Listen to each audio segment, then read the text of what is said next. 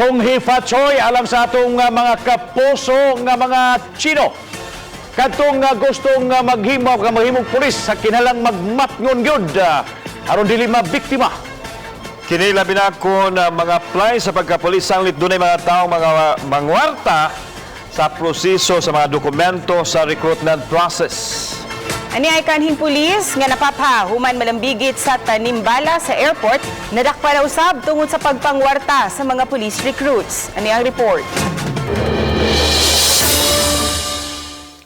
Siya si Kani Police Corporal Carleto Luwagi Dungke, nadakpan ato sa entrapment operations sa Regional Intelligence Division, RID-7. Nagpakarong ingnon siya nga aktibo pa sa serbisyo kinsa nangayo og kwarta sa mga police recruits aron mapadali kuno ang proseso sa mga dokumento.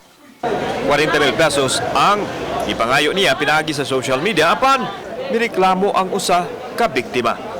Dinhi mipahigayon ng entrapment ang kapulisan. Di nasakpan yun sa akto si Dungki nga nag-withdraw sa advance payment sa money transfer ug dito siya gidakop.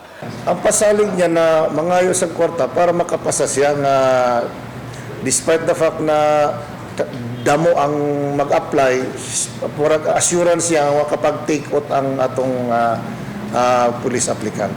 Suma ni Police Brigadier General Domingo Cabillan, posibleng daghan pa ang nabiktima sa Kani Police. Giklaro sa opisyal nga walay pakiray o palakasan sa ilang recruitment kay ang dawato nilang mga aplikante gibase sa ilang katakos. Sama na lang nining batch sa bag-ong mga recruits nga mo serbisyo sa nasod. Nasayran nga napapha sa serbisyo si Dungke dihang nag-awol tungod sa pagkalambigit niya sa tanimbala sa airport. He was brought for inquest today for violation of Article 293, yung sa robbery extortion sa revised penal code. Kauban si Rod Prado, ako si Alan Domingo. Balitang Bisdak.